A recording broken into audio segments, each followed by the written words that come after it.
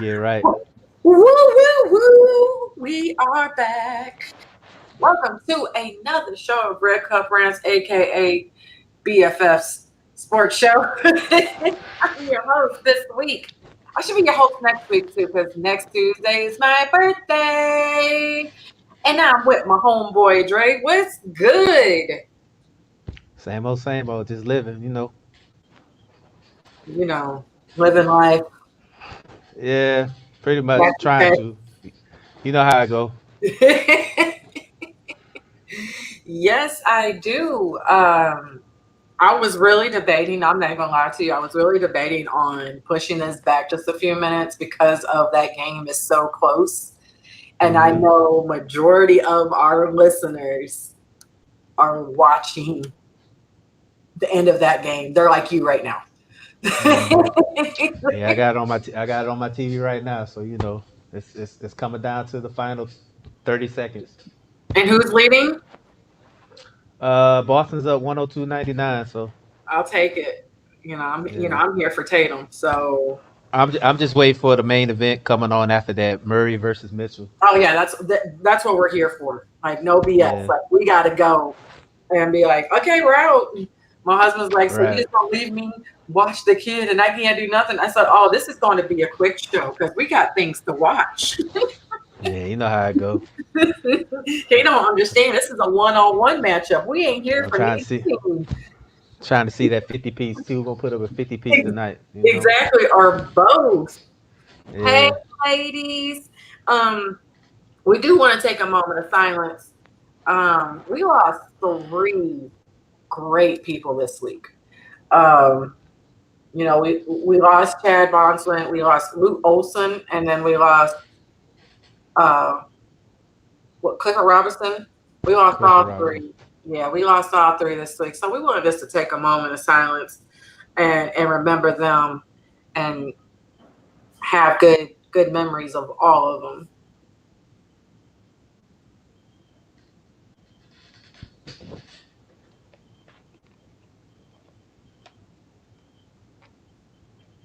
Thank you. Now we're about to get in this. Should we talk about NFL since it's real quick, or should we get in these playoffs? Because we talk about these playoffs, we ain't gonna stop. We can talk about the NFL. It's not a whole lot to talk It's about. not a Just lot. It's not a lot of. There we go. Hurt ankles. I know my If son ain't happy. That's all I know. I know he's not happy about that one. he's the only one I know that's mad. Well, don't get me wrong. There's some others that I know that are perturbed. Is that a good word? Yeah, I think that should be a good word. Um, Perturbed, perturbed. annoyed, yeah, annoyed, Annoyed. agitated, all those, yeah, Yeah. yeah. But you know me. Let's get it. How long have I been saying hurt ankles? I didn't think Yeah, he was even going to last this long, and no one yeah. believed me. And I was like, dude, pay attention to his history record when he was in college. Those ankles, those ankles are something not to mess with. Yeah. I mean, you called it. Yeah. I had hope for him, but I mean, it's pretty much a dumpster fire down there in Jacksonville anyway. So I'm not surprised by this. He's gonna get picked up with another team. Uh, he's still young. He still got some juice left. So I think he'll latch on to another team. I know a lot of people saying that he should come to Atlanta, and if he does, I won't be surprised. But we don't really need him. But if they do take a look at him, I wouldn't have an issue with it. So that's just my opinion. Yeah, between his, just his mouth, Yeah. he likes to run it. I'm not saying there's nothing wrong with anything talking crap because, I'm the first person to talk crap, but you got to back it up. And they Hmm. were like, well, he had over 1,000 yards. Yeah, but his lack of production at the touchdown, he's only had three last season. Hmm. He didn't have that many. It's different when, you're when you're producing both ways, yards and touchdowns. You can have Hmm. all the yards, but if you're not producing touchdowns or helping someone else to get touchdowns, you're just an ornament. Hmm. And with his injuries, his mouth, and lack of production, and they Hmm. tried to shop him for months. A lot of people don't realize that he was shopped for godly amount, like for months. Hmm. And they couldn't even get a fifth or sixth round That pick. lets you know. That lets you know how much he was valued amongst everybody. Hmm. He wasn't valued that he wasn't valued a whole lot. So that tells you he couldn't even get a fifth or sixth round pick. That tells you a whole lot. Yeah. And Yeah. that's what, Uh, I try to explain to people. I'm like, you have to understand, you know, because somebody came in my group and was like, my sports group, Sports Mafia, they changed, he was like, they couldn't even try to trade him. No, they've tried to trade him. yeah. No one was catching bait. And now I'm arguing with people and saying, they think he's going to be a starter. My issue with that, it was like, if he was going to be a starter, somebody would have grabbed at him getting a fifth or sixth round. Because don't get me wrong, like you said, he's still young. Hmm. So he still has, energy. He still has, what it takes. But that just Hmm. lets you know right there, I don't think they see him as a starter. I really don't. I think it was just the same issue with what Todd Gurley was. The Rams were trying to trade Todd Gurley, Uh-huh. and nobody really wanted to pick him up because of his salary, how much he was going to get paid. So I think a lot of teams are going to sit and wait until he's released now. So a lot of people are going to sit and Yeah. wait and see the approach now, and he's going to get picked up. There's a lot of teams out there that need a running back. He might not be a starter, but he's going to be a quality back for some team. It just depends on what system he goes to. There's a lot of smoke coming out of New Orleans saying he might go to New Orleans because of the Alvin Kamara situation, but that's it's a wait and see approach right now because it's like you said, that man's injury prone. He runs his mouth a lot. Uh, he underproduces, so you know, Exactly. but somebody's gonna sign him. He might get the veterans minimum, but Yeah. he's not He's gonna not he's not even a gonna vet. he's not gonna be out of a job for long. That's But for he's not sure. even a vet. He's only been in the league 3 years. Hey, once you pass the rookie stage, you're considered a veteran. So And that sucks. Like yeah, so he is just, yeah. Hey Nikki. It just kind of sucks because that's a simple fact right there. yeah, Um that simple fact at that right there. But I really don't believe, I was arguing with people and saying, I don't believe he's going to be a starter. I really don't. I just don't no, see it. no. Unless they have running back by committee, or they are, doing, your starter gets hurt. Hmm. I think that's the only way he's going to be. I think that's the only way he's going to be a starter. Well, the NFL they're always looking for a running back, so Yep. he'll get picked up by somebody. For a starter, probably not, but he'll get picked up by somebody. So This is probably the first person in a very long time that the Cowboys are not linked to. Thank God we have Ezekiel Elliott, because if we they got didn't, Zeke though. yeah, if we didn't, because every free agent But is linked to Dallas. me personally, I don't think he would be a good fit for Dallas anyway. So Oh that's no, just my opinion. He's he not got a too he's much not a good talent. fit for Dallas. Yeah, Him and I think Jerry, he's not. him and Jerry would not do kindly. Yeah, but What up, I know a Herb? lot of people. I know a lot of people said that I know a lot of Falcon fans said they won't want him on there. But me personally, if we was to look at him, I wouldn't be mad at it. It wouldn't hurt to have him.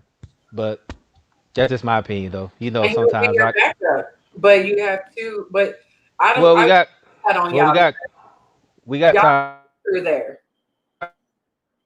Todd Gurley, so I'm pretty sure they're not gonna sign another running back that's coming off of injury issues. So, That's exactly what I was going to say. Because but y'all have been through that. Y'all have been through your backup and your and, starter were iffy on their injuries. yeah, and we got Todd Gurley, who's he's having a good camp right now, but we don't know how it is once he come playing. So we'll see what happens. Y'all better get those cortisone shots. Keep them on deck. Well, I'm happy he's there, and if the Falcons look at Fournette, I wouldn't even have an issue with that. That's just my opinion. But like I said, I'm one of the few Falcons fans that wouldn't mind having him there if he was to come there. But the price has got to be right. You know my thing. The price has got to be right on everything. So Yeah. I'm listening. My husband has Bad Boys 2. No, I'm sorry, Bad Boys 3 up really, really high. uh,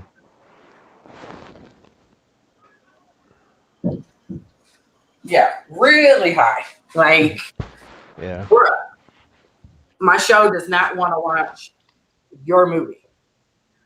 well Um, they just ended the game. Boston won, so they're up 2-0 on Toronto right now.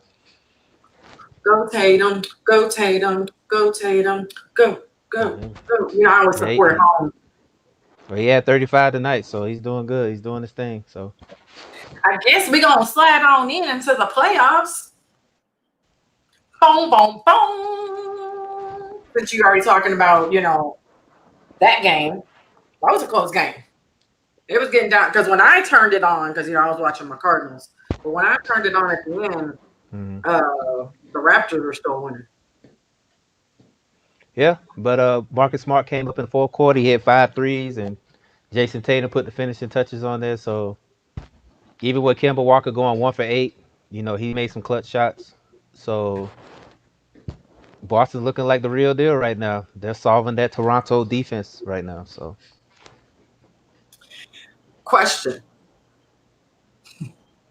if you're a Houston fan and y'all lose to CP3 and company, how salty will you feel? Go. I would. I mean, everybody counted out the Thunder, but me personally, I thought that CP3 was still a serviceable veteran. Even at 35, he's still one of the best point guards in the league, and you saw it last night. Mm-hmm. I saw the fact that the matter. I saw the. It's not even him. It's Gregorius Alexander and Schroeder, them boys too. So I mean, it's not just CP3. He's the driving point, but it's a team effort. And yeah, like my brother-in-law said, man. I mean, Westbrook don't look like Westbrook. That man Nope. turning the ball over in clutch situations and stuff like that. So I'm not surprised by it all at all. Do I think that the Rockets will win the next game? Yeah, I think James Harden's gonna have one of those. He's gonna have one of those games where he's gonna put the haters to rest. Everybody talk about he can't close out a game or he chokes in big moments. I think he's gonna step up and he's gonna lead the Rockets to a win tomorrow. Hey, Byron, pick a time, pick a day where you could come on and we could talk trash. I've been waiting, bro. I know you a working man from what Dre tell me, but we got some beef to handle. Eagles, the Cowboy fan, just letting you know, just throwing it out there. And then you, yeah, I'm with you. I'm with you. I Yeah. like the underdog story. Um, I am not posting that last comment, Mr. Byron, because no one's flying nowhere. But just fly onto this phone call. I'm just saying, yes, yes, Yeah. yes, because I love talking trash. That's me. If I could just talk trash for an hour, let's go. Well, I'll let Um, y'all add that. I think I'm gonna retire from the trash talking, so I'm gonna just kind of sit back a little bit. we could be losing, and I'm still yapping my mouth. I am a true, I am a true trash talker. I have been on Um, since I was a kid, and it has not stopped. Me personally, I try to talk trash about my Falcons, man, but every time I talk so highly of them, they let me down. So I'm just gonna kind of sit back and let them do their thing, and maybe I'll come back. Maybe, Just do maybe. what we do. Talk trash, and then when they do crappy, be like, and this is what we expected. Like Yeah, I'm yeah. probably more the more trash talker than me out of the the two. It's me. Samani I think just the, found he trashes I his think homie more. I think the only time I really get at it is when two times out the years when we play that team from New Orleans. So that's Yes, it. this is it. Trash talkers never quit. Boom. Right, mic drop. Yeah. Mic Hey man, drop. Michael. Hey Michael Jordan quit for a minute. He came back, so we'll see. Anyway, what we are ready for tonight. Are you ready? Because I'm I'm ready. I'm ready. Matter of fact, nobody else needs to play in this next one. Just need to be Murray and Mitchell play 1-on-1. Just one That's on it. one. That's Can it. we just do the best out of seven, just them two again? Because this has been magnificent. And then Murray, if y'all did not watch his interview after the game and that emotion in his shoes, please go find that clip. Please, please, please, because that was raw emotion that you saw from that young man. And it was amazing. Um, I felt his passion through the TV hmm and his shoes with Eric Gardner. Actually had Michael. It had Mike. It had George Floyd and Breonna Taylor. Didn't it? No, it just had those two. But it was hmm the hands that were raised. Yo, hmm yo, Yeah. like, and then seeing him walk up the step, up the ramp, and just take a minute. He put everything on that court. Hey, they dropped a 50 piece that night. Yeah, he left everything out on the court. hmm I can't even get mad at the young. And then we got Spider Spider Mitchell. just doing. I wanted him on. I wanted him on the Mavs when I was a Mavs fan. I'm a hmm free agency. I just like players now. Too many. If y'all ask me what my team is in NBA, the Mavs had one too many sexual harassment charge cases and accusations. I was like, I'm out. I jumped ship. So I just like, I like just the players. Um, Yeah. but I really wanted Spider Mitchell to be on. I really wanted him to be on that team. Hey, I think we got a call. hmm Caller. Hello, this is Paul from a few weeks ago. What's going on, Paul? Can you hear him, Dre? Yeah, I can hear. What's happening, man? I'm glad you called because aren't you a Miami Heat fan? No. Okay. I'm a fan of superstars, which means I'm a fan of Jimmy Butler, Okay. which he has proven over the last 2 weeks. Yeah, we were waiting.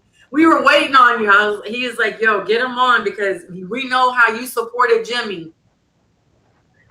I mean, the facts are the facts. I mean, I didn't even need to toot my own horn. All I'm going to say is when the game is on the line, you know the superstars that you're giving the ball to.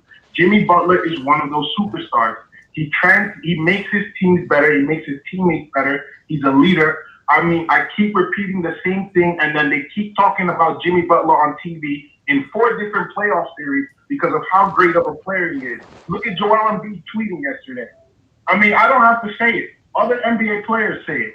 Mm-hmm. You know, he has shown time and time again why he's a superstar, why he's a leader, why every time he leaves a respective team, they end up worse and they end up rebuilding because they don't have that leadership, they don't have that accountability, and they don't have someone who's going to help them with late game execution, which is what we saw the Sixers were missing in the playoff series against the Celtics. Mm-hmm. Well, I'm gonna say this.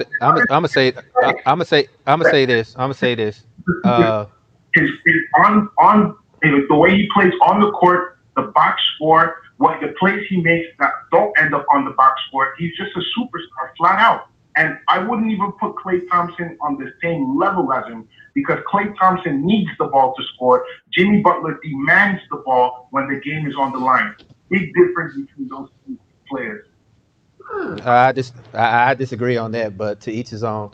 I will say this. I will say this. I'm not taking nothing away from Jimmy Butler. He had a hell of a game the other night, dropping 40 and giving Miami that game one victory. But I need to see more. I need to see more from him because I know he could drop 40 last night, and then the next night he'll drop 15, 16 on 7 of 22 shooting. Then I'm like, where is it? I need consistency. Just like everybody talks about Dame. Everybody talks about Dame and Lillard and how elite he is, but then he gets in the playoffs and then he goes from Dame time to lame time. I need to see more from Jimmy and Klay Thompson. And as far as Klay Thompson and Jimmy Butler, I'll still take Klay Thompson over Jimmy Butler every day and twice on Sunday, every day. The only reason why people are not saying nothing about Klay is because Klay's hurt, and rightfully so. But think about it. Where is Jimmy Butler's shining moment? Because I know Klay Thompson had a shining moment when OKC had Golden State down 3-1, and it was a must-win in Game 6, and Klay Thompson went off and basically saved the Warriors from getting eliminated. So don't get me wrong. Don't get me wrong. Jimmy Butler is balling, but to call him a superstar, I won't call him that yet. That's just my opinion. Can we call him just a star? Don't forget D5 last year when he hit those 2 clutch threes. Yes, I agree. But like I said, I need to see more from him. So when they play tomorrow, if he has another good game like he did Game 1, then I'll start to believe. But right now, he's not on that level as a Klay Thompson because I seen Klay Thompson shine when the Warriors needed a moment. When Durant and Curry was having bad games, Klay Thompson stepped up to keep that team from either getting eliminated or getting blown out. I haven't seen that from Butler yet. I seen him do it in Game 1. That's cool, but I need to see more of that from him. That's just my opinion.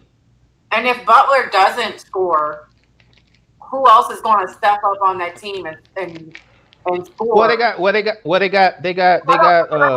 haven't watched Miami enough, so I'm like. Well, they got Dragic. They got the young guy Heron. They got Duncan Robinson. They got shooters. So Jimmy Butler fits with that Miami blue collar. Their mentality as far as playing ball. But the fact of the matter is, if you was to be a GM and you had a choice between Jimmy Butler and Klay Thompson, a lot of people are going to pick Klay. Yeah. So that's my opinion. They're going to pick him because I already said it. If you look at the two-way players in the NBA, you got Kawhi Leonard number 1, Klay Thompson number 2, Jimmy Butler number 3. Now. That's a pretty good list. It is. Now, if Jimmy Butler steps up tomorrow, then it'll be a whole nother debate. But right now, I need Jimmy Butler to do it consistently and have that defining moment like a Klay Thompson or a Kawhi Leonard. He needs to have that defining moment. He did good in Game 1. Not taking that from him.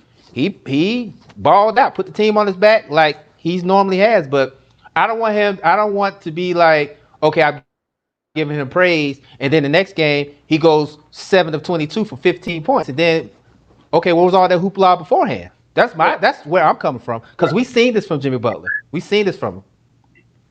And I don't want to take nothing from Butler because I said at all. He balled at all. I don't got nothing. He balled out. Do you think they still would have won if Guinness would have balled out and not been held to only 3 points in the fourth quarter? Well, the thing with Giannis. Well, go ahead, Paul. Answer the question. I'll let Paul answer. I don't want to take over. Go ahead, Paul. Answer the question. I think that we have to give credit. We have to give flowers to Eric Spoelstra. The defensive game plan in the fourth quarter was tremendous. The wall that they built around Giannis was a lot better than the wall that Orlando built, and it forced Giannis to pass the ball and force his teammates to make shots. And we saw Kyle Korver make shots in the third quarter, but in the fourth quarter, his teammates were not making shots. Middleton, George Hill, Lopez, I think 2 field goals in the final quarter. So you got to give credit to Eric Spoelstra. The defensive game plan was amazing. Bam and Jimmy were playing defense without fouling. And even when they were fouling, Giannis wasn't hitting his free throws. But he only had like 17 points, I think. What was like something Yeah, like but that? he was terrible from the line. He was like 3 for 8 from the free throw line that game. So he missed a lot of free throw shots. He I missed want a to lot read. of free throw shots that game. I want to read this comment to you, Paul. Someone said, if I want a shooter, I'm taking Clay. If I want someone to be a creator and playmaker, I'm taking Jimmy. Agreed. I mean, Well, Jimmy. I will say this. I will say this. The reason why Clay doesn't have to be a playmaker because look who's on his team. Look who's on his team. He doesn't need to be a playmaker because he got who's on his team. Now, if Clay was the man, that'll be a whole different debate. But look who Clay has on his team. He's got Steph. So I mean that's pretty much give and take right there. You know what I'm saying? But everybody has their opinions. They're both great players in my eyes. But if it came down to it, if I had a choice, I'm taking Clay over Jimmy. What happened last year when Steph Curry and Draymond Green were hurt? He had a chance to be 1B with Kevin Durant, and he struggled last year. Well, he did struggle, but like I said, come the finals, he was the reason why the Warriors made it the finals because everybody thought with Kevin Durant going down, with Steph Curry not playing as he was, everybody thought that Toronto was gonna blow Golden State out the water. Klay Thompson kept that series pretty much in striking distance with his play. So I mean, like I said before, and I say it again, I've seen Klay Thompson step up when the lights got bright. I haven't yet seen it from Jimmy yet. He did it in game one. Let's see what he does tomorrow, and then we'll have that same debate next week. Yes, yeah. Because Mad Mike is getting mad. I'm never taking Jimmy over Clay, but then it keeps going. Yeah. Clay is an all-around baller defender, but stop disrespecting Clay. But don't give me. But look. Let's just keep it real. Jimmy Butler could ball. Jimmy Butler could ball, but he can. But as far as calling him a superstar, he's not there yet. He's not. To me, he's not. He's not a superstar yet. You know, like what I was talking about last week. He's like that. He's like that. He's like that. Now, if he knocks off the Bucks and he gets to the finals, then we can talk about whole nother conversation down the road. Whole nother conversation. Right. You know the thing. Whole nother conversation if he knocks off the Bucks. I look at guys like Chris Middleton. I look at guys like Brandon Ingram, two players who made the All-Star team, who are All-Stars. You know what I mean? Mm-hmm. Jimmy Butler is better than both of them. Right. For me, the tier is All-Star. Yeah, but I get it. I get it. Chris Middleton and Eric Bledsoe are good players, but yes, they're not better than Jimmy. But Klay Thompson, come on now, he's better than Jimmy in my eyes. I might get your friend. I mean, like if we're looking at the small forward position, the top 5 small forwards this year were LeBron, Kawhi, Jimmy Butler, Chris Middleton, and Brandon Ingram. Jimmy Butler he was closer to Kawhi and LeBron and PER than to Ingram and Middleton. So if we analytics says that he's a superstar. If we break down his stats, number 1 in free throw rate at his position, the second best small forward in assist rate, his offensive rebound is top in for his position. He does things on the box that you're looking like, wait, did he really have 20, 28, and 8? Oh, I didn't even know that. You know what I'm saying? Right. So he's not got 30 every game, but he's gonna do things to help your team win. You know, so it might be 15 rebounds. The next game it might be 15 assists, or it might be 40 points. But he is more talented than the All-Stars that are below him in terms of Middleton and Ingram and others and DeMar DeRozan. You know, but I put him on the same tier as Kawhi in terms of and LeBron in terms of taking over a game on both sides of the ball and helping the team win. Okay. That's all. Yeah, I can see that. Okay, I can see that. But like I said before, the thing that separates him from a lot is what you don't see on paper in PER. I'm talking about when you have eyes on the game and you're looking for that defining moment from your star.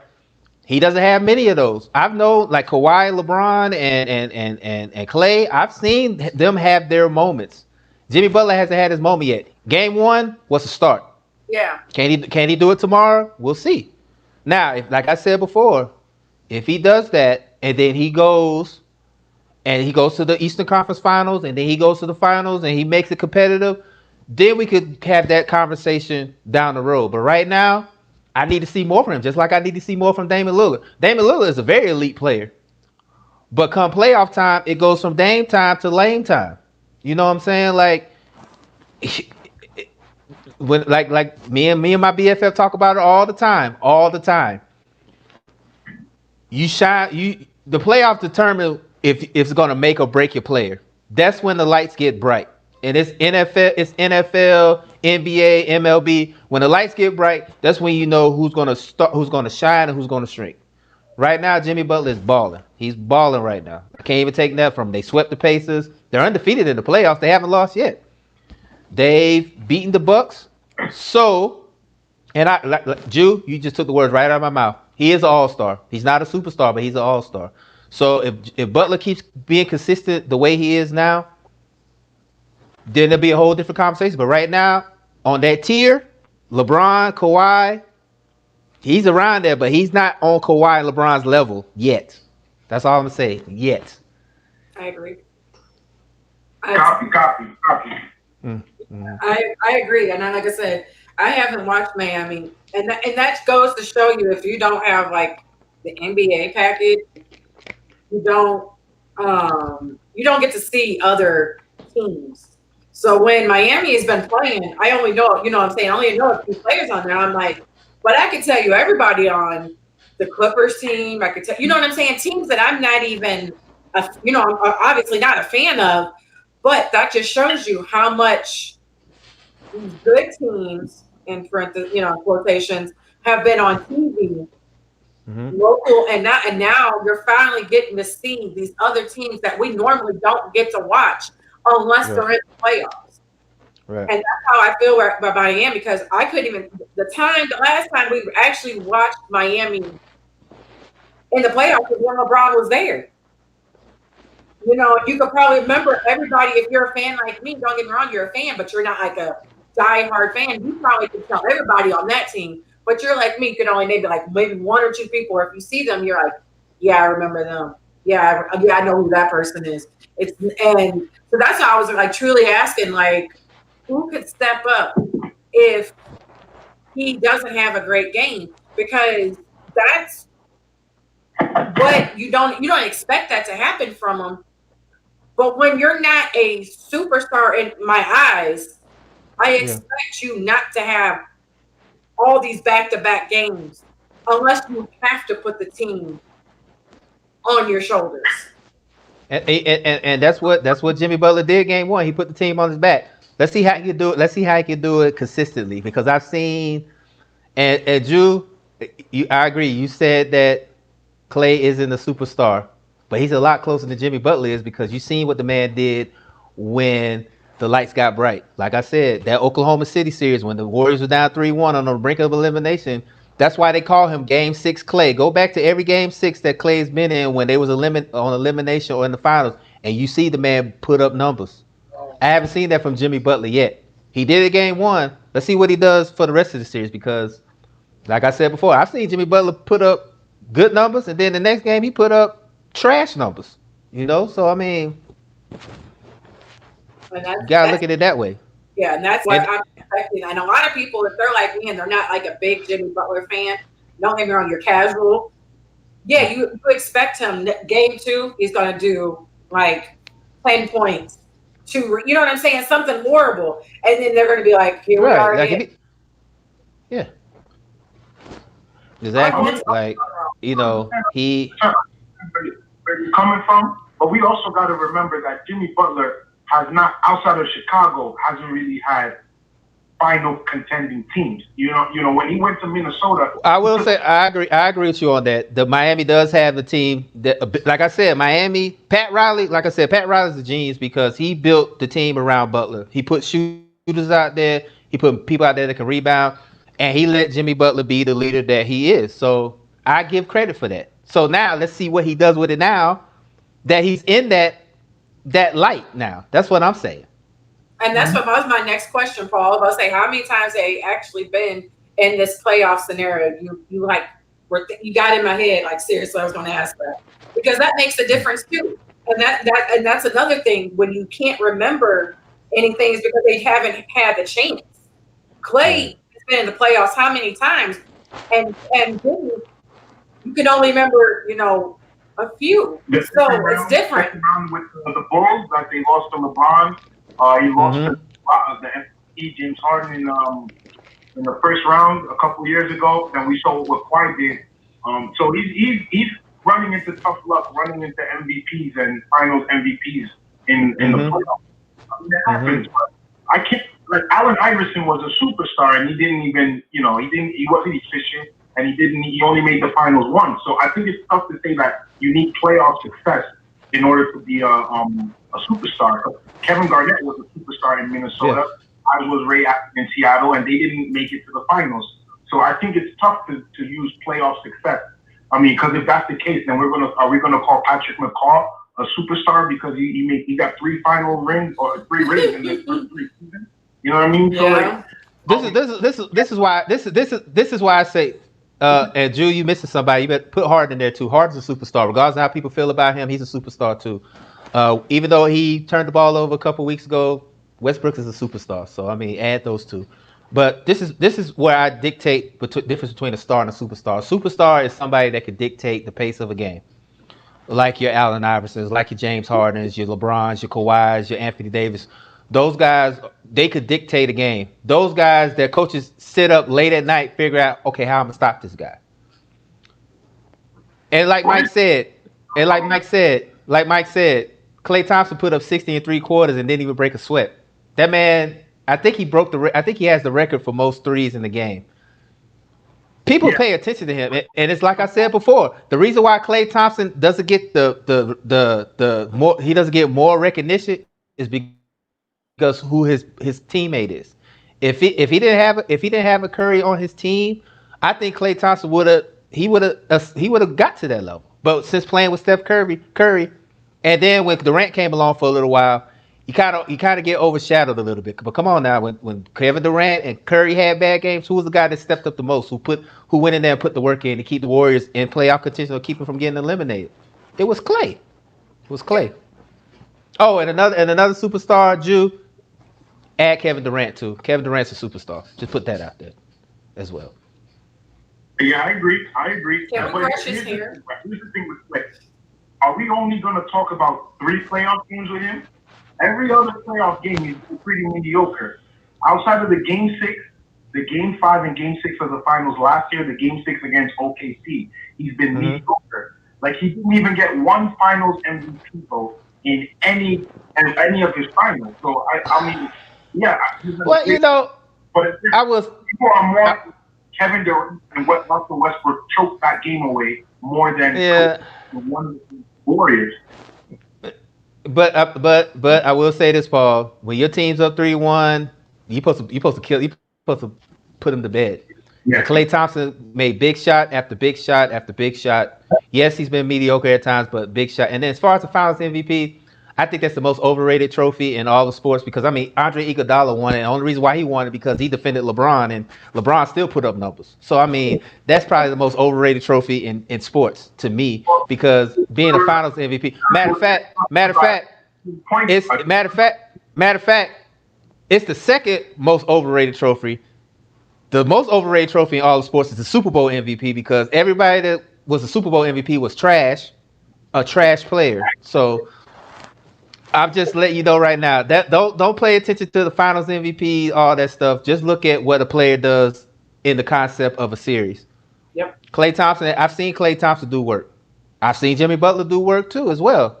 I just need more consistency from Jimmy Butler right now because right now he's the alpha male on that team, right? Correct. He wasn't the alpha male on that Philly team because you had Embiid and Simmons. Minnesota, you could say he was the alpha male, but they was too young, so he didn't really care too much for them because they didn't want to win. Chicago, they was tanking every year and they was just looking to be a high draft pick in the lottery. This is the first time that Jimmy Butler can say, "This is my team. This is who I could direct to win." So now he is flourishing right now, but can he do it over the whole playoffs? Now, if he does it over the whole playoffs, that's cool. But I've seen Klay Thompson do it as well, regardless if he had bad games or not.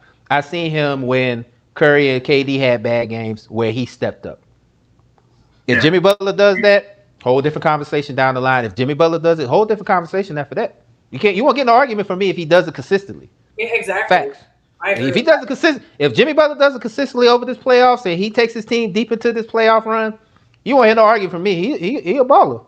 I'm just gonna be like, Pretty much.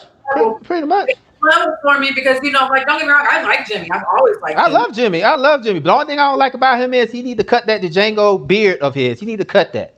He need to cut that. Cut that. He need to cut that. He out there looking like the Django out there playing and stuff. He need to cut that. He need to cut it. So, He really does. He need to cut it. That out there looking like the Django. But you know what? I will say this: if it keeps him balling and it keeps him from keeps him scoring all these points, hey man, go for it. But he out there looking like the Django out there playing ball and stuff like that, man. I mean, I've been really impressed. I've been impressed with the leadership I've seen from him. Absolutely, yeah. And having a game winning block on Warren. I've just been impressed with he instilled in his teammates. Because if we take Jimmy Butler out of this team, like LaDonna said, like we wouldn't even know any of these players. Right. Coming off the bench before he got put in this starting lineup. So I've been impressed. Jimmy Butler is one of those players that if you take out from a team and put him on another team, he's going to take him to the playoffs.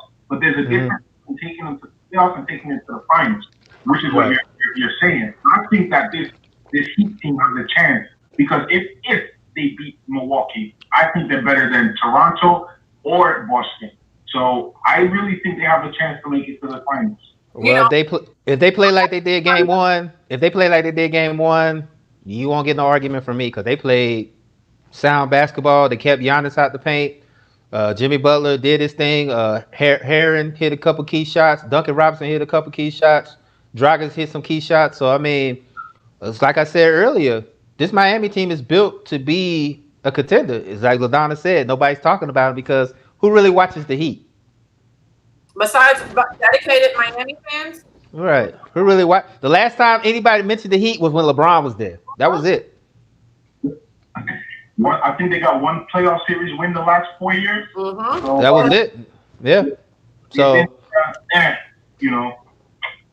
yeah, because I have a guy that's a Miami fan, and he's talking about they finna win it all the way.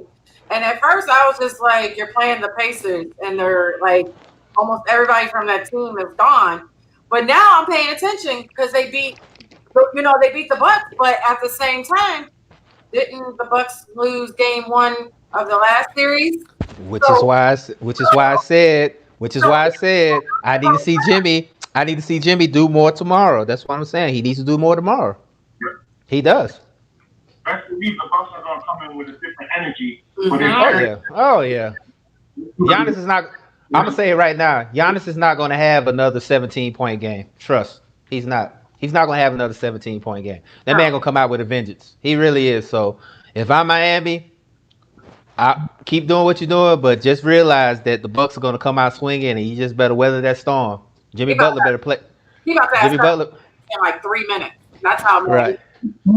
You know what's funny? You're talking about Klay Thompson in Game 6. Giannis in Game 2s. Like from last year against the Celtics, this year against the Magic, even a couple years ago against the Celtics, he comes out firing after a loss. Like that's a dude that doesn't like to lose 2 games in a row. So I mean, I fire. But again, without Eric Bledsoe, that is a whole different team. You know where the shots are going from. And you know the defense is going to be tailored towards Middleton and Giannis. Mm-hmm.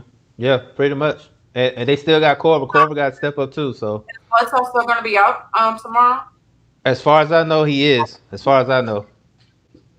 Because, hamstring injuries are not, it's not something that you can recover with in a day. Oh, okay. So he hasn't really practiced. I don't see him playing. And even if he might not play. Yeah, I saw. I got the update that he got hurt, but I didn't see. I forgot what the injury was. Yeah. And I agree with what you said. If Giannis don't make his free throws, it's gonna be a quick series. Mm-hmm. Yeah. It's gonna be If he don't make it, I'm telling you, you can't be a legitimate MVP candidate and you can't make your free throws. You can't. You can't go 3 for 8 and expect to win MVP. You can't. You can't. So if he does another 3 for 8 tomorrow, yeah, it's gonna be a long night for him. So I didn't think he deserved the MVP last year. I didn't think he deserved the Defensive Player of the Year, or he should have been in the top 3 of the MVP this year. I mean, when he plays, he's barely in the game. His team is that dominant, and then when he's out, his team still wins. So I didn't see the point of giving him MVP last year. I thought James Harden's season last year was so impressive, losing 4 starters and dropping 30 for like 40 games straight. That was more impressive to me than Giannis just leading the team in stat padding for the Bucks and playing like 20 minutes a game. I'm not watching him play. Well, I look at it like me personally. I think the reason why he won it and the reason why he'll probably win it again this year is because you take Giannis off that Bucks team, they're not a top seeded team in the East. At all. They're not at all. I think in Miami, like when we were talking about if you take Butler out of the you take Butler out of the equation. If you take Butler out of Miami, there are a lot of rebounds. And so I think it's the same with the Bucks because sometimes that team looks so explosive. And then there's games that they're backup, they're 3, 4, I would say about 3 to 5 guy, don't show up. And even maybe their 2 guy, some, maybe seldomly show up for Giannis, but that's it. Yeah. And so if you take him off that team, if he leaves, there are a lot of if Giannis leaves the Bucks, which the rumor is he might. Yeah. They are a lot of rebound team if he leaves Milwaukee. They are a lot of rebound team. Yep. That's facts. With Eric Bledsoe and Chris Middleton and Brook Lopez. Absolutely, yes. They won't be a top. Okay, I'll take it back. They won't be a lot of rebound team. I'll give them maybe a fringe playoff, but they won't be a top seeded team. They won't be. They'll be maybe a fringe 8, 9, barely in the playoff hunt, but. Maybe not on a good day, but that division is hard. So maybe I think the Bucks are like 10-6 without Giannis the last 2 seasons. So I mean, they tailored I get it, but 16 games versus 82 games over a span of 82 games.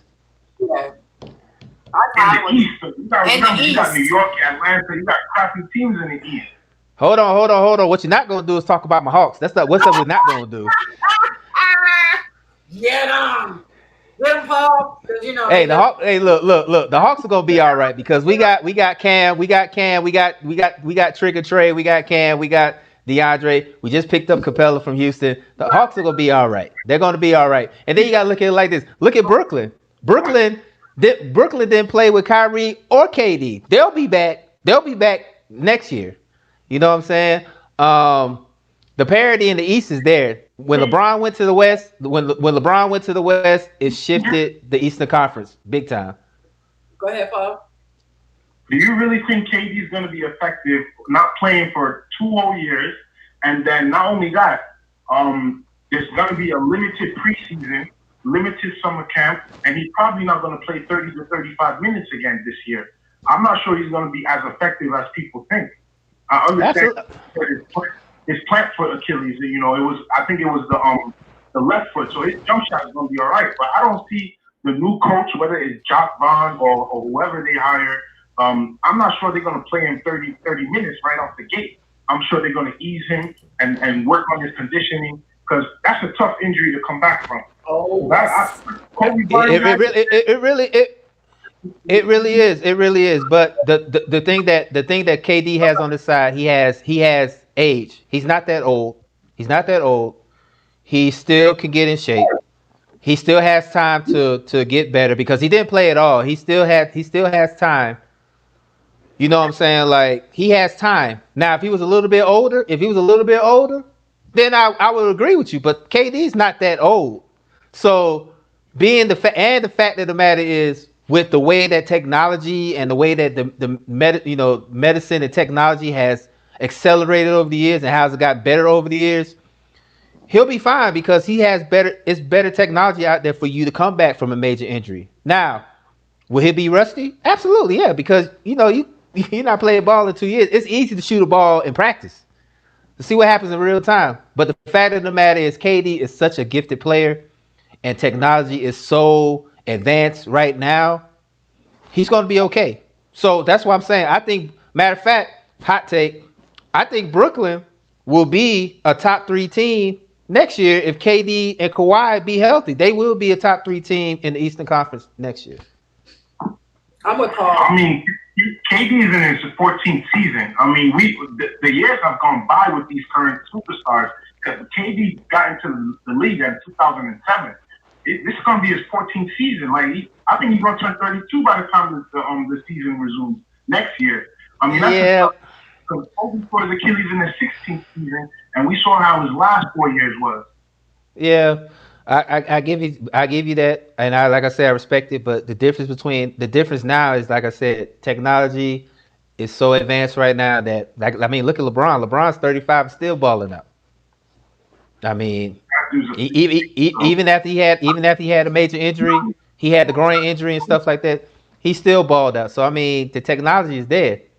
But I do think that Brooklyn will be a top team in the East if Kyrie gets his head out of his ass and KD comes back and be at least 80% of the player he was. Because like I said, the man is unguardable. Who's gonna block his shot?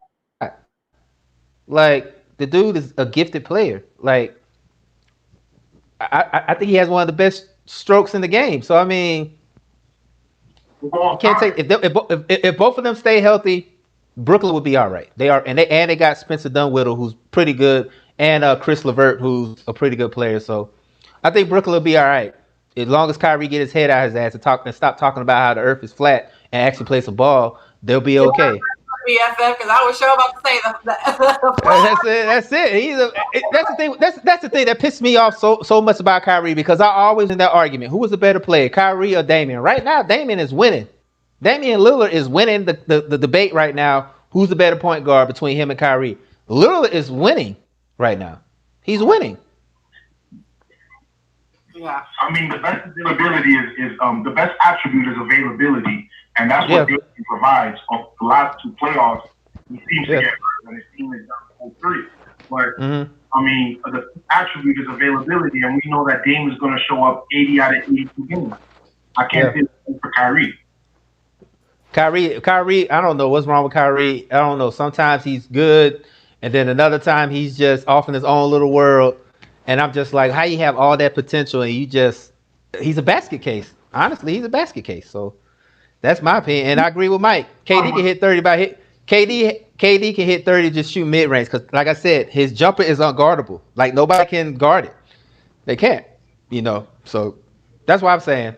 That's why I think that Brooklyn will be a threat come next season, because if KD is at least 85% of the player he was before the Achilles injury, Brooklyn's going to be all right. But it all depends on Kyrie. It all depends on basket case Kyrie and what he does. So yeah, agreed. Yeah, definitely. So anything else we want to talk about the NBA playoffs? Denver and the Thunder. I mean, I've been very impressed. I personally would have put CP3, LeBron, and Harden as my top three for MVP this year, because what CP3 has done was lead a team that Vegas had winning under 30 games, lead them to the playoffs, lead them to a Game 7, a chance to advance to the second round, lead the league in clutch points, lead the league in clutch shooting. A team with 5 rookies, a team with the most international players. He epitomizes what an MVP for a team is this year. I've been most impressed with him. He ain't got no argument from me. I didn't expect the Thunder to make the playoffs, but lo and behold, here they are taking one of the top teams of Game 7. So, but we all know the NBA MVP is a popularity contest. We know what it is. So, I mean, but if it was a dark horse MVP candidate, yeah, I would go with CP3. I mean, the man's 35 years old and still, to me, is still in the mix as one of the best point guards in the league. So, I mean, can't take that from him at all. So, me personally, I think the Rockets will win tomorrow because, like I said earlier in the show, I said I think James Harden will have one of those games. You know what? He's in the same category, kind of like Jimmy in a way. Yes, we know Harden's a superstar. Yes, we know he's probably one of the best offensive players in the game right now. But he doesn't have that defining moment yet either. The battles he had with Golden State, and he just chokes away the game. He chokes away the game, or he chokes away the series because he takes too many shots, or he doesn't shoot well, or he turns the ball over in critical moments. I need James Harden to step up, and honestly, I think he will tomorrow. Considering the fact that Russell Westbrook is having a not so good series right now, I think James Harden will step up tomorrow and he will have that signature game, and the Rockets will win tomorrow. James Harden made a game-winning, the game-deciding three against the Spurs to take the Thunder to the finals, Game 6, 2012. Well, that's one. That was one. I give him that. Yeah, you're right. That was one. But he was kind of like what Jimmy was in Philly, as far as he was overshadowed by two other good players in Westbrook and Durant. Now that since he's the alpha, because everybody, yes, we know Westbrook is a superstar type player, but everybody knows the Rockets is James Harden team. Everybody knows he's the guy. So if he could do that tomorrow, if he could, which he will, I think he will have a signature game where he could push his team to play the Lakers in the next round. If he does that, then the monkey will kind of be off his back a little bit because yes, he had that signature moment in 2012, but what has he done since? I know he's choked plenty of times against Golden State. That's what I'm saying. I mean, I need like with Jimmy, I need more from James Harden, considering the fact that how people perched him as the greatest offensive player in the league. He got to do more than that, man.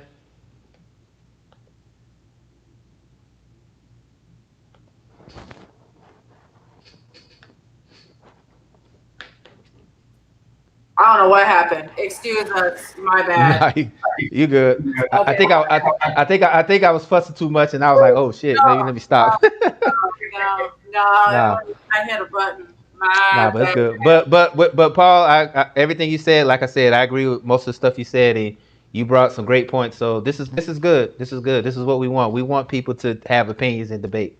We like stuff like that. So much Yeah. appreciated, man. I'd rather you, like I said, a couple weeks ago when you called, I said, I want somebody that can talk their trash, but willing to back it up, like back up their statement, because there's so many people that will say this person is trash and then can't explain Hmm. why they feel that person is trash. And the Or cra- and the crazy thing about it is he came with facts. He came yeah, with facts. He came with numbers. He came with I've never heard nobody get on the show and talk about PER. Like I've never heard that before. Like I know about PER, but the fact that he knows what it is, right? that my respect just went up on that because he knew what he was talking about. He ain't just come on here and start talking crazy. He knew what he was talking about. I'm a fan of Paul. Like I don't even Yeah, know. Paul cool. Paul cool with me. He can come on the show anytime he want to talk these playoffs, man. So if Jimmy Butler, hey look, Paul, if Jimmy Butler makes it to the finals, man, we can talk again, and I'll be gladly to eat my We got crow. a Jimmy watch. If How about that? We yeah, got a Jimmy watch this week. We gonna right. let's call back in next week because we watching If, Jimmy Harden like a hawk. yeah, if Butler comes back and he does his thing and take the Heat to he takes him to a deep run, I would gladly eat my crow. I would gladly eat my crow about Butler. What you say, Paul? I said that by that time, hopefully the Bucks are swept, Giannis out, and then people see the greatness of Jimmy Butler Oh, on this team. not swept. Okay. You know what? I tell you what. If the Bucks look, I'll say it like this: if the Heat sweep the Bucks, they're going to the finals. Yep. They're going to the finals. Yep. I mean, no disrespect to Boston, but it's just destiny. If Miami does that, it's just destiny. And who knows? It might be the Heat and the Lakers, and LeBron might have to see that Heat team again. Who knows? Mhm. I agree. Hey, I wouldn't mind seeing LeBron versus Jimmy Butler matchup. That's just me though. It wouldn't be bad. It wouldn't. It wouldn't. It would be definitely different. That's the case. I just need the Lakers to win so I can collect my money. That's it. I just need the Lakers to win. That's it. As long as the Lakers win the finals, I can collect my money and I'm good. Oh, I knew you had some money on it. I just didn't know Hey which man, with Kobe, with Kobe passing away, everybody's riding the Laker train. So why not? Why not get paid off of it? I feel you. I mean, Yeah. the Clippers. What I saw from Kawhi Leonard the last couple games, that's gonna be probably the best Western Conference Finals in NBA history. You Because know that the NBA, the NBA is pushing for all LA Western Conference Finals. They are pushing for that hard. They are pushing as much as everybody wanted Dallas to beat the Clippers. It wasn't happening. Game 7, so they tie the same both teams. I see what's going on with the NBA. I was Hey, those people. I knew hey it man, hey, was, but can, I'm can we Luka. can we talk about the greatness that is Luka Doncic though? Can we talk about the greatness that is Luka Doncic? And As much as how we talk about Giannis not hitting his free throws, Luka hit your dang gone free throws.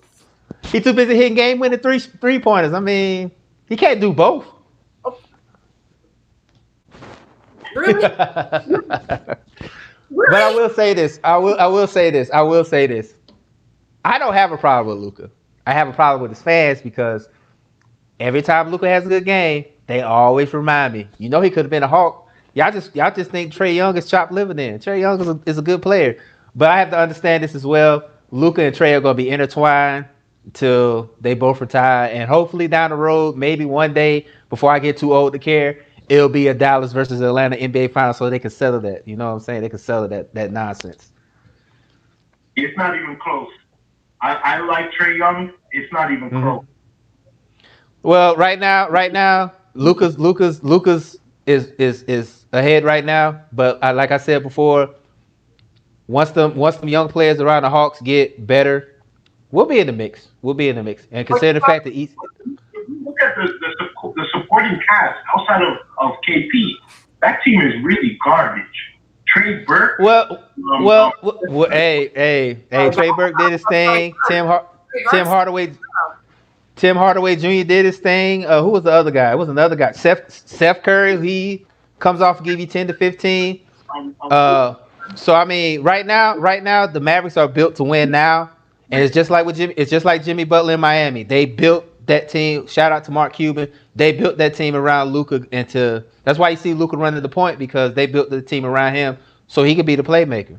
Mm-hmm. With Atlanta, we got Cam Reddish, we got DeAndre Hunter, we got John Collins. All those guys are still young. They'll get better, and we're adding Capella from Houston, who's a rim presence, who can block shots and can get rebounds. Now we got somebody that can defend. So the Hawks will be there. I'll say they'll be there next season because the East is terrible at the bottom. Once you go past Miami, Indiana, the East is pretty much trash. And So the Hawks will be there next season. I'll put that's another hot take for me. Not just because I'm a fan, but the East is terrible, and we'll get right. I will say that Luka fits where the trade made sense because Luka It would really not did. the Hawk system. And just like, you And for know, everybody, and look, for everybody that said that Luca would have made the playoffs with the Hawks, whatever weed you're smoking, please send it to me. Please send it to me. Please send it. I want some. I want some of the weed that you're smoking because that was absolute gibberish. All these people was talking about how the Hawks was gonna make the playoffs and Luca was there. No, no. Whatever weed you're smoking, please can I have some? I want yeah. some. Matter of Yeah, fact, give some to my BFF too. Give some to her too. because they got the they, system. they We have been slow. We've had Dirk, what, how many years down here? And yeah. if you couldn't, you can't get no slower than Dirk. And then we got a mini Dirk. That was just like, he's a little strides quicker. So Luka fits Dallas's system. And, the light skinned, curly haired mode fits Atlanta's. Trigger Trey. Ice Trey. That's his name. Ice Trey. But he Call does. him Ice Trey. But Trey wouldn't fit here. It's two different worlds when you try to compare apples and oranges. Yes, like you said, because that trade it was always going to intertwine. They're always going to be compared apples, but you're comparing apples to oranges. When you come to that trade, just due to the fact that you have to look at the system and what they were going into, not just because of their numbers and not because of their background and you have to look in the system that they were going to. I've had many arguments about this, and people didn't want to listen. So I think it's safe to say, and y'all can agree or not. I think this is the first time in a long time that a trade worked out for both teams. Mhm. Yes, Dallas made the playoffs, but Dallas is built to win now. Atlanta's built to win down the road. So, but I will say this. I will say this. If Trey Young was a bust, yeah, I'll be pissed off because the way Luka's playing right now, I would be mad. But thank God because we know, and Mike, I know you're on here, you're listening. I'm tired of Atlanta failures. I'm tired of Atlanta failing shit. So I'm glad that something actually worked this time. So we're good. But I think this is the first time in a long time that a trade has worked out for both teams. Yep. I will say this. I Yeah, do that's my not think dog. That's my dog. Cam Reddish. Go ahead, Paul. I don't think they're going to make the playoffs next year because we got to think the Suns are going to be better, the Warriors are going to be better, and they might add another superstar. The Portland Trailblazers are going to come into the season healthy. I don't think the Mavs are going to make the playoffs next year. I think it's going to be like 2 years ago where they just missed it. I think the West is going to be stacked. The West is going to be stacked. They're going to be stacked. But Cuban finna spend some money on somebody around him. Well, they already said. Well, the rumor has it is that the Warriors are going to make a play for Giannis. So, I mean, if they do something like that, it's going to be crazy, man. But as far as Portland, yes, they got to get healthy. I think they ran out of gas trying to make it to the playoffs, and then they was basically dead in the water for the Lakers. Yep. I would like for them to re-sign Hoodie Melo back because everybody kind of written him off, saying that he was washed up, and he came back and showed y'all he could still ball. I would love for him to be that third scoring option on Port. He said he wants to come back to Portland. McCollum, there's rumors he might be involved in trade talks, and then Damian Lillard's the flagship of the whole organization. So I mean, they're not going to trade him, and he's not going nowhere. So yeah, so the West is going to be packed. The West is going to be packed next year. So Denver up 37-23 in the second. yeah, Murray going off. Spider ain't hitting nothing yet, so he been missing a lot. So but that's a chance to sweep this team, and they absolutely blew it. Game 1 was the Jazz's game to win. They had it until that 8-second penalty, and then things changed, and they won the next 3 games. If they lose this game, they're going to have to go back to that play where Mitchell took an 8-second penalty as the play that cost them a sweep of the series. Yeah. But to me personally, besides that series, I mean the Clippers and the Mavs, this has probably been one of the most entertaining series to me. Jack, just the fact that they got two good young players, and they're both putting up like 50 pieces. You know what I'm saying? So I'm thoroughly enjoying it. This is the one I liked the most out of all of them. It's been this one. I like that one, and I like Dallas and the Clippers because everybody made fun of playoff P or pandemic P or pushover P, whatever you want to call him.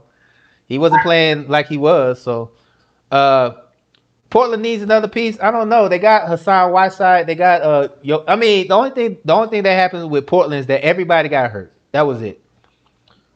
The only thing I could say as far as Portland is maybe they need another veteran presence, maybe. But if they could just stay healthy, they'll be okay. They don't really need another piece. Maybe add a veteran presence.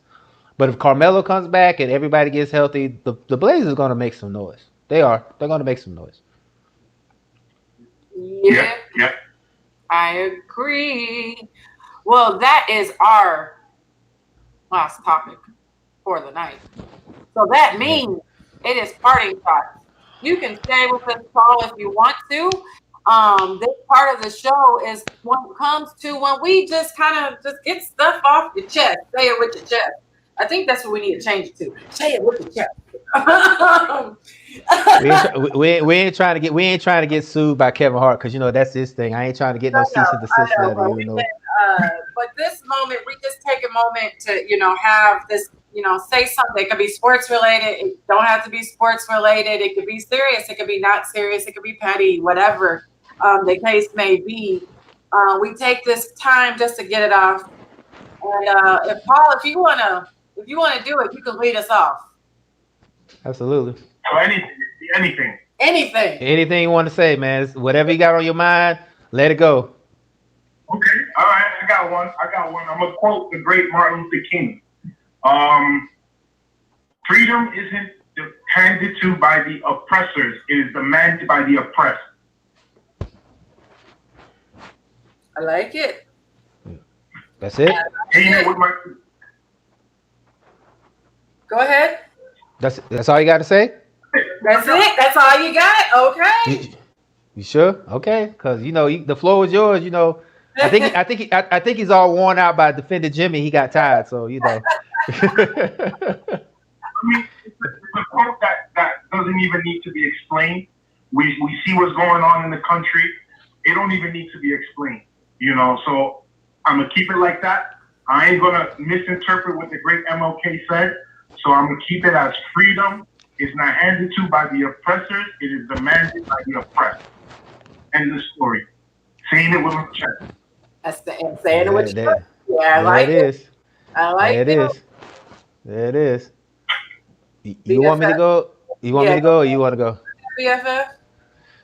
Okay. I wish I had some tissue. I don't want to get emotional or not like that, but I'm gonna try not to. I had a. How? You go ahead. Go. I gotta get my thoughts together. Go ahead. Go ahead. Okay. First off, we did forget one person that passed away. That was Georgetown's coach Thompson. We forgot to say a moment of silence to him. Also, AI. I know you're going through it. If you ever happen to listen to this AI, I know you're going through it. You lost Kobe and the man that you feel that has saved your life all in 1 year. So my hat's off to you. 2, me and my husband are doing a show tomorrow, The Chain Reaction. If you're a Cowboys fan or know anybody Cowboys fans, please come and find us. We're doing a show tomorrow, 7 p.m. We will be on the Chain Reaction page. It's on YouTube, and we're going to be live on Facebook as well, 7 o'clock Central Time. I also want to thank Paul for calling in, and then get my little off my chest. I'm not doing fantasy football this year. So I will help everybody. I will have a segment starting next week on this show, and you can catch it on Red Cup Rants. I will do probably 5-10 minute, probably about 10-minute take on who you should start, who you should not start, who you should drop, whatever, pick. I will have that little part. I am not doing a show this year, and I am not doing fantasy football this year. Don't get me wrong. I will do my daily fantasy football. But I started losing myself into actually like watching games and loving and missing. I was so busy watching for players and all these moves. I was losing myself and watching the love of it. And so this year I decided, 2020 is giving me a sign not to do it. Yeah. Not to do it. So we're definitely going to, it's going to be a minute. Yeah, but go ahead, Dre. Oh, did you mention the Arizona great Lou Olson passing away too? Yeah, did you mention him as well? Yeah, okay. I mentioned Lou. I mentioned them 3, and I totally forgot that Thompson. Yeah, great for them. He was the reason I watched Toya's. He passed away. Okay. All right. I think I'm ready now, and this is just me being, I guess, accountable for something. So, it's been a rough couple 2 weeks for myself. I did some things that I wasn't proud of. There's 2 words that I want to kind of drive home before we get off. That's accountability and disconnection. Make sure you have some friends that will hold you accountable when you're screwing up. I'm grateful that I have friends like that. that called me out on my BS and told me, I was messing up, told me that I need to kind of change a little bit, a whole lot. Uh, it's kind of a humbling moment for me, but it's well needed. It really is, because when more than one person says that you have a pattern of how you express yourself in a negative way, you need to pay attention. You really do.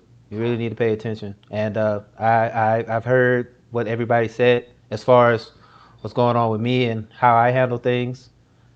And also, I'm not going to try. I am going to change for the better, because, if somebody told me a long time ago, if you keep going the way you're going, ain't nobody going to want to talk to you.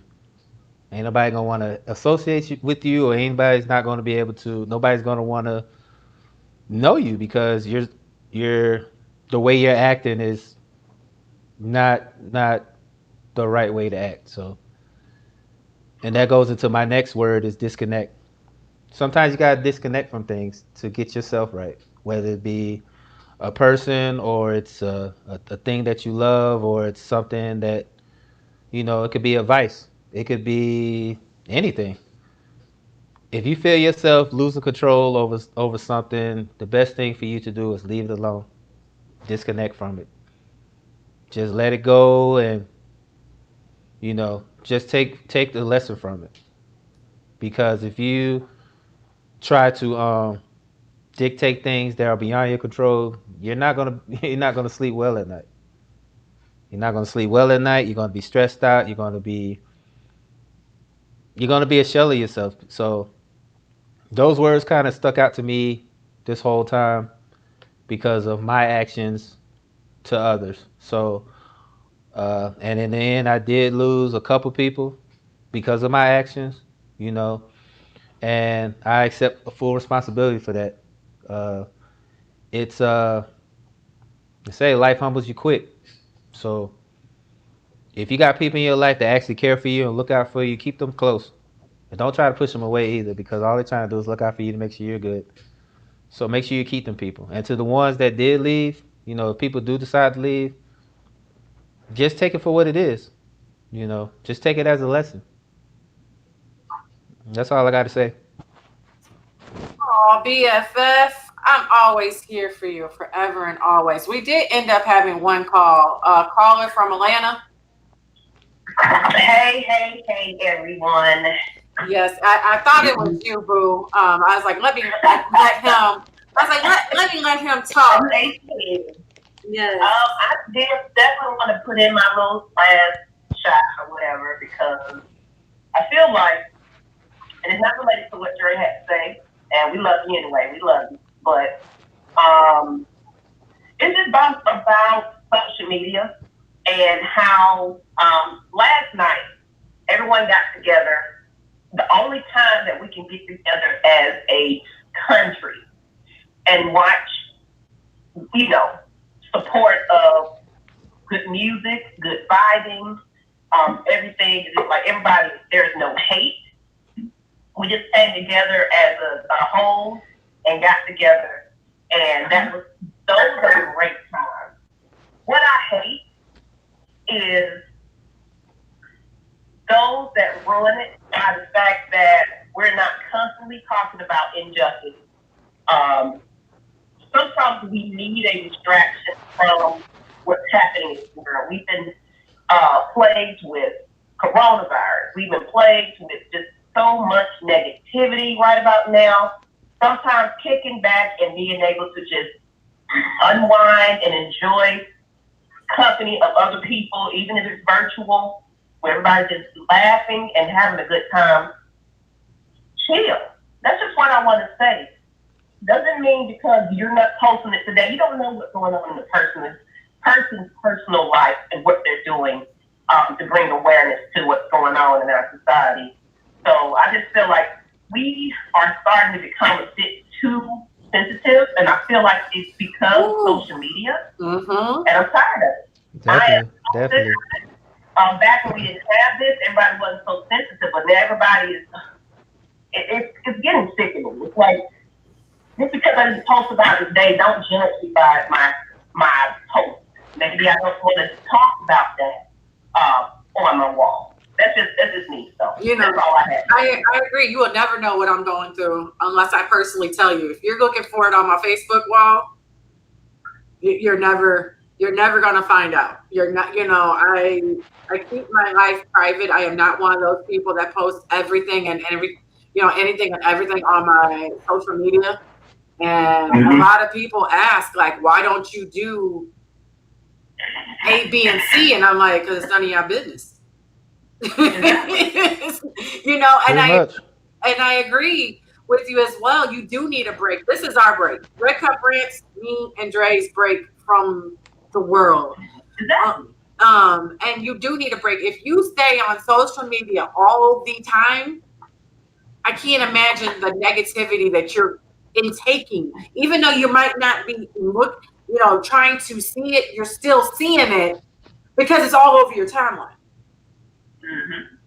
Yep, that's why I took a break from social media. I ain't been on there in a week and a half, and honestly, it's felt pretty good. Like I'm on there, but the only reason why I'm on there is because of the show and doing the show. But other than that, I haven't posted, I haven't commented on anything, and honestly, it feels pretty good. My husband hasn't been on since like March. He's like, I deleted it and I haven't looked back. He's like, it was the best thing he's ever done. You break from that sometimes. Sometimes you have to take a hiatus from social media because it can just overwhelm you and it's depressing, to be honest. I think on because what I'm seeing from social media is basically approval. People looking for approval from other people. Definitely. Yep, that's what it is. Your approval. Like I'm making a post. Like if you're friends with me, you'll see a lot of my posts are like unpopular opinions, things that people don't talk about. It's not about my daily life because people talk. You put a post about your daily life, people are gonna spread that around, and you might hear a story about yourself that you didn't even portray. Yep. So I agree with you. But in terms of what's going on in the country, I disagree with the I think that this country is too distracted with television, with material possessions, with sports. That this is a nice change of pace. That people are pushing, talking about issues that have been hidden in the background. That laws that have been passed that no one has talked about for the last 150 years. This was an important last 5 months. We've seen the data, we've seen the stats, we see the inequality. We see it more now because the distractions have been pushed away with us. People aren't going out for drinks. People aren't watching sports. People aren't, going out. People are seeing injustice for what it is, like how it was in the 60s. And it's important because at the end of the day, I want my children and my grandkids to live a better life in a better country than I did. And if I'm distracted, I won't be able to fight for equality for everyone across the board in terms of gender, sexual preference, race, religion. If I don't see injustice and I don't fight it now, people are still going to go through it 50 years from now. And I would have done a disservice for the next generation. I agree with that. I don't understand that. Yeah. But they both made good points. They both made good points, though. Definitely, we definitely got it. They made great points. From it, yeah, cool. But keep talking about it. You're right, going. Definitely. You're right. I feel like now we're talking about it a bit too much. Where it's like every 5 minutes you go on. If you are on social media, it's a post about what happened in Wisconsin, what happened in Atlanta, what happened in Minnesota, what's happening in New York, statistics. White crime, black crime, this and that. I agree with you. It's a bit overwhelming. And it's sad that our country has come to that. But at the end of the day, if we want to fix something, we got to tackle it head on. And there are a lot of problems with this country, not just race. I think we have a gender problem. I think we have a social problem, a class problem, an age problem. I mean, we have two guys in their 70s that are running for president. So we have an age problem, we have a class problem, a race problem, a religion problem, a sexual preference problem.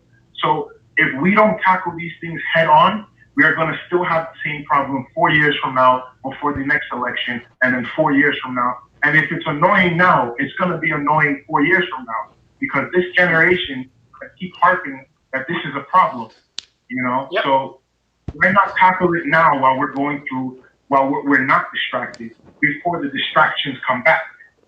Right. Yeah. Mhm. Yeah. And Yeah. on that note, we are going to end the what? Go Donovan ahead. Mitchell only got 2 points and 4 turnovers. Oh. Yeah. You might need to get in there and save him. They about to go to half in a minute though. Yeah, they about to go in half because we are leaving because it's about to be on the half. Yeah. I just wanted to let you know that he only got 2 points and 4 turnovers. So he's not acting like Spider right now. So Yeah, we're literally here so we could catch the second half. But on that note, thank you for everybody calling in. Thank you for everybody who's watching. Like I said, tomorrow, catch me and my husband, a Chain Reaction, a Cowboy Show. And then next Tuesday, we'll be back because you know why? It's going to be my birthday. So I might act a little childish. I might act a little petty. I'm just giving y'all the heads up. Virgos rule the world. And y'all have a great night. Peace out. guys, see y'all later.